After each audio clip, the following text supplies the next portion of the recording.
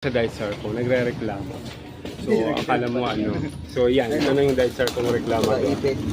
Bakit baga?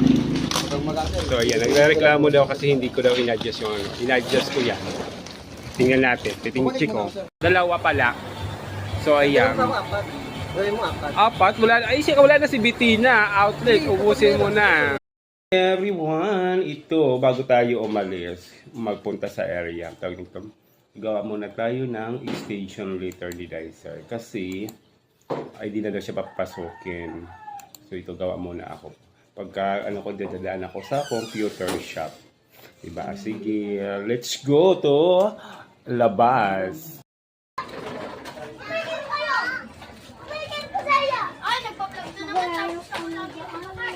Hindi pwede.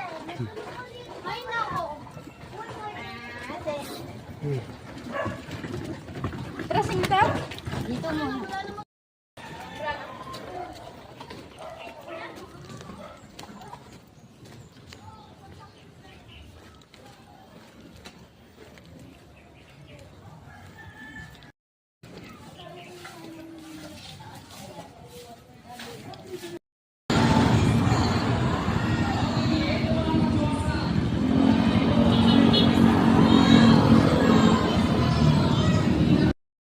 Tayo sa first outlet natin sa San Mateo News. Ano? Hindi ko na-playpad yung ano tawag nito yung store. Di ko napansin yung Star San Mateo dapat to.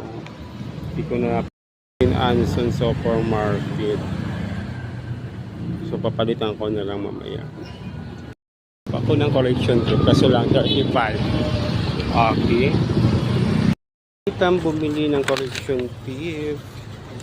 Kukunin daw. So, ayan. Napilitan tayo. Wala.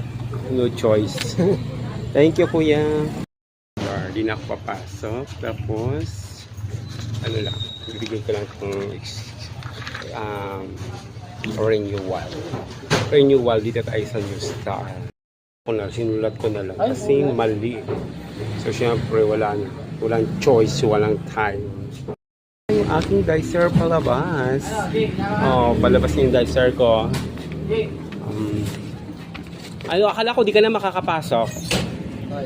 Sabi mo? Oh, hanggang June, salamat sir. Ayan, nagkamali nga ako, hindi ako binura ko lang. Gato. Pwede na yun. Ano, wala, maganda mo na sulat. Oh, sige na, yun lang naman kailangan mo.